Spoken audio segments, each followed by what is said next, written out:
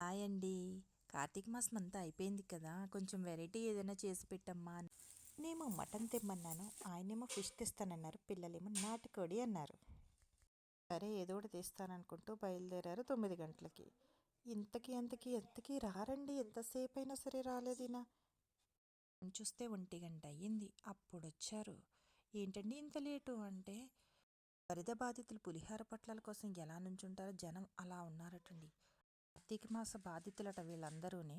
పక్కూర్లో జనం తక్కువ ఉన్నారు అని ఫోన్ వచ్చిందంట, అందుకే అక్కడికి వెళ్ళాను. జనాన్ని చూసి కోళ్ళన్నీ పారిపోయినాయి అంట. అట్లా వెనకాల పరిగెట్టి పట్టుకునేటప్పటికి ఇంత లేట్ అయిందని ఎంత పెద్ద కథలే చెప్పారనమాట నాకు. రావడమే లేటు, ఇంకా తొందరగా ఉండు అన్నారు. బయట ఎంత లేట్ అయినా పర్వాలేదు, ఇంట్లో మాత్రం లేట్ అవ్వకూడదు. ఫినిష్ అయిందండి, వండుకుని తినేటప్పటికి 2 అయింది. బాగా సూపర్ ఉంది టేస్ట్ అయితే మాత్రం. మీకు నచ్చితే లైక్ చేయండి.